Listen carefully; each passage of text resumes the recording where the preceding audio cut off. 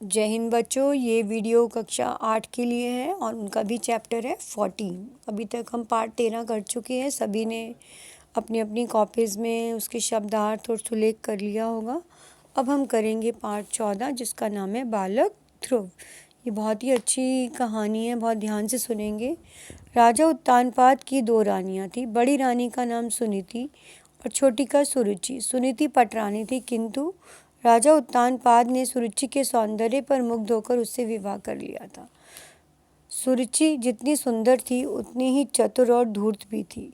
उसे अपनी रूप राशि के मोह जाल से राजा उत्तानपाद को शीघ्र ही अपनी ओर कर लिया। सुनीति महाराज महिषी और थी। यज्ञादि कार्यों में, अन्य धार्मिक अनुष्ठानों में राजा के साथ उनकी प्रधान रानी सुरुचि ने सुनीति ही भाग लेती थी। यह बात छोटी रानी को बहुत करती थी। मन ही मन वह उसे द्वेष करती थी। सुरुचि ने उल्टी सीधी मनगढ़ंत बातें बनाकर राजा उत्तानपाद को उसके विरुद्ध कर दिया। उत्तानपाद ने मानना आरंभ कर लिया कि जिस अंत में एक दिन उन्होंने सुरुचि ने अपनी सौतन सुनीति को, जो अत्यंत गुणवती थी, राजमहल से पति परित्यागता सुनीति गोद में अपने नन्हे बच्चे को लेकर राजधानी से समीप ही के उत्तानपाद ने महारानी सुनीति का परित्याग कर दिया। मतलब 2 रानियां थी, वो थी तो पटरानी, लेकिन जो सुरुचि थी वो बहुत ही धूर्त और चतुर थी। तो उसने अपनी अपनी कुछ ऐसी कहानियां बना बना कर राजा उत्तानपाद को जब बताई तो वो उनकी बातों में आ गए और उन्होंने क्या करा, जो सुनीति थी उन्हें घर से बाहर निकाल दिया। पति परित्यक्ता सुनीति गोद में अपने नन्हे शिशु को लेकर राजधानी के समीप ही रहने लगी। राज वैभव का परित्याग उस गुणवती नारी ने राजमहल से ही कर दिया था। अब वह एक तपस्विनी की भांति अपना जीवन व्यतीत करने लगी। पति से अलग सुनीति ने आशा का केंद्र बना। उसकी गोद में उनका बालक ध्रुव था। ऋषि कुमार के साथ महर्षियों का सानिध्य बालक ध्रुव का पालन हो रहा था। सरल, सात्विक, सद्गुणों वाले बालक ध्रुव को देखकर सुनीति अपने जीवन के शेष दिन व्यतीत कर रही थी। वह उसका एकमात्र सहारा था।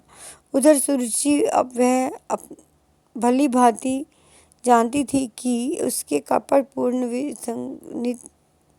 कपटपूर्वक सुनीति को पति के से अलग तो करवा दिया, परंतु एक समस्या अभी भी शेष है। वह ध्रुव की।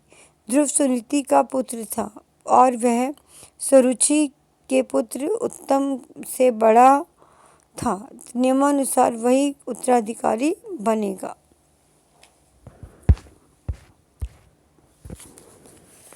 अतः सुरुचि अब इसी प्रयास में लगी हुई थी कि जितना हो सके ध्रुव राजा से दूर रहे और जिससे कि उनका स्नेह सिर्फ उत्तम पर ही रहे और वे इसे अपना उत्तराधिकारी नियुक्त करें। ध्रुव वो मतलब माँ ये नहीं चाहती थी कि उसका पुत्र, वो तो ये चाहती थी कि उस पर उनका कोई ध्यान ना रहे।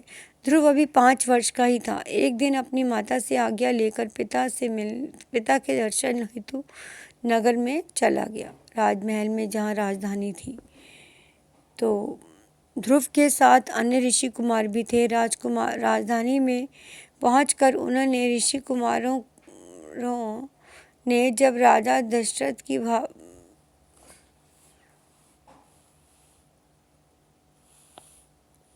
राजधानी में पहुंचकर इन ऋषि कुमारों ने राजभवन में प्रवेश किया। राजा उत्तानपाद ने उनका अभिवादन किया। ध्रुव ने अपने पिता के चरणों पर जब मस्तक रखा तो वे राजा उत्तानपाद अपने इस सुंदर व तेजस्वी बालक को गोद में लेने का मोह छोड़ न सके। बालक ध्रुव को राजा की गोद में बैठा देख उसकी विमाता के मन में कलेजे पर सांप लौटने लगा। उसने आते ही महाराज से कहा, महाराज, आपने अपनी अभागिन पुत्री के पुत्र को इस सौंदर्य अपने अभागिन के पुत्र को गोद में क्यों बिठाया? यह आपको शोभा नहीं देता। यह कहती हुई सुरुचि राज्य के समीप गई और बालक ध्रुव को तिरस्कार करते हुए पिता की गोद से नीचे उतार दिया। इतना ही नहीं, सुरुचि उसका इस्तेमाल वह कर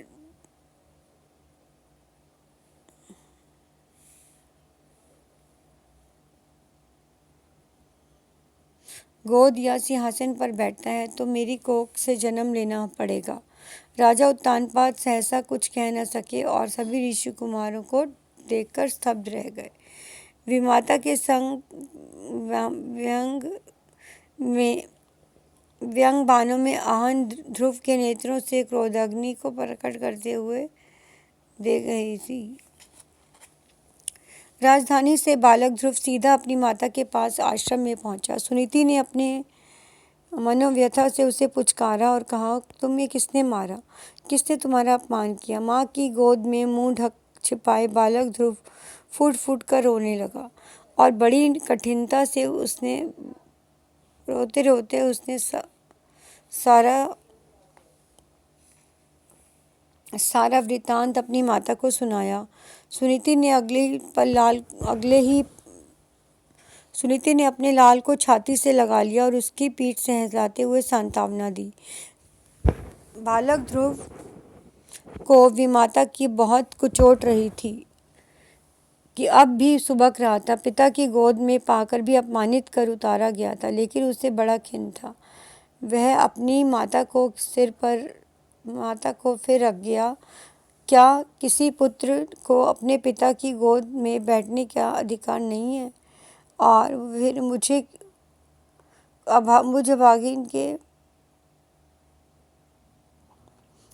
अभागिन का पुत्र कहकर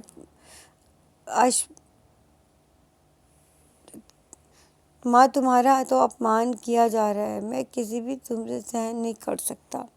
पुत्र की बात सुनकर सुनीति के नेत्रों में आंसुओं की धारा निकल आई।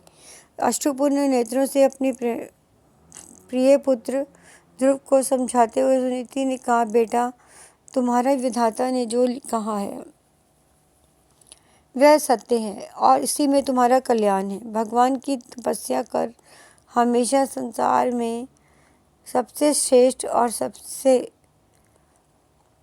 शांत प्राप्त कर सकते हो। तुम्हारे पिता की गोद में तुम्हारे लिए चाहे कोई स्थान न हो, किंतु परम पिता परमेश्वर की गोद में बैठकर तुम निश्चिंत हो सकते हो।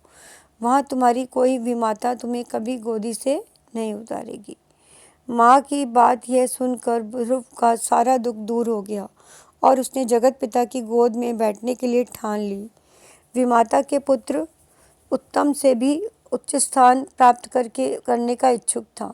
उठा और माँ से यह जान लिया कि भगवान की तपस्या द्वारा प्रसन्न करने से मनचाहा वरदान किया जा सकता है।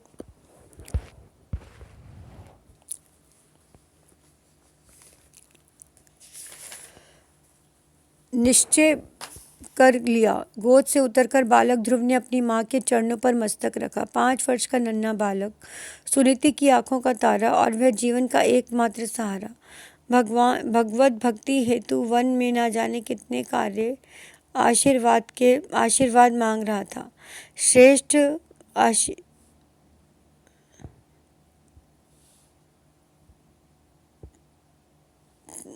अपने उत्कंठा को और जिज्ञासा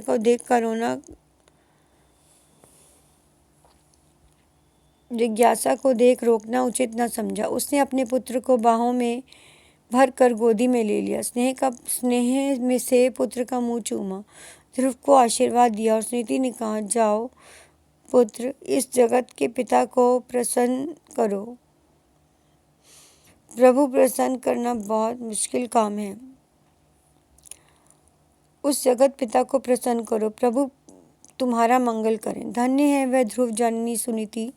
उसे अपने जीवन भर की खुशियों को तिलांजलि देकर पुत्र की मंगल कामना हेतु जो ध्यान त्याग किया वो बेमिसाल है। इसी सुनीति पुत्र ने ध्रुव ने आगे चलकर भगवान को प्रसन्न कर त्रिलोक की प्राप्ति कर वरदान पाया और 5 वर्ष के लिए 5 वर्ष का वह बड़ा नन्हा सा बालक ईश्वर भक्ति में ध्रुवलोक को अधिपति, जिसकी समस्त ग्रह नक्षत्र और संपूर्ण तारा वर्ग प्रदक्षिणा करते हैं, उनकी उपलब्धि उनकी जननी है। यह सुनीति का घर का ही त्याग है जिससे वह पूरी तरह से निभाती है। अब हम इसके शब्दार्थ करेंगे। आपको सुलेख भी कॉपी में करना है और शब्दार्थ भी करने हैं, और लेसन को कम से कम 2 से 3 बार ज़रूर पढ़ना है। मस्तक माथा, कपट धोखा, स्तब्ध भौचक्का, सहसा अचानक, खिन्न दुखी और उत्कंठा तीव्र, इच्छा अश्रुपूर्ण आंसू भरी, जीवन लेखन कौशन कला। उत्कंठा तीव्र इच्छा अश्रुपूर्ण आंसू भरी, अधिपति महाराजा तिरस्कार अपमान, और विमाता सौतेली माँ, अनुष्ठान कोई पूजा, अखरना बुरा लगना, रूप राशि रूप का भंडार, मनोव्यथा दुख मन की गहराई या मन की व्यथा, और मनोव्यथा मन घटंत मन से बनाई हुई, यानी कि कुछ भी बात नहीं है लेकिन मन से इस तरह से कुछ सोच लेना। क्रोधाग्नि क्रोध संतावना देना, और क्रोध अग्नि के बाद किरण दीदी। क्रोध अग्नि क्रोध की आग, प्रस्थान करना चल देना, उत्तराधिकारी वारिस। तो ये थे हमारे शब्दार्थ, पेज नंबर 126। अब आपने अपनी कॉपीज़ में इसके शब्दार्थ और सुलेख सुंदर राइटिंग में करना है, और लेसन को कम से कम 2 से 3 बार ज़रूर पढ़ना है, जिससे कि आपको ये लेसन अच्छे से समझ में आ जाए। धन्यवाद। Good day.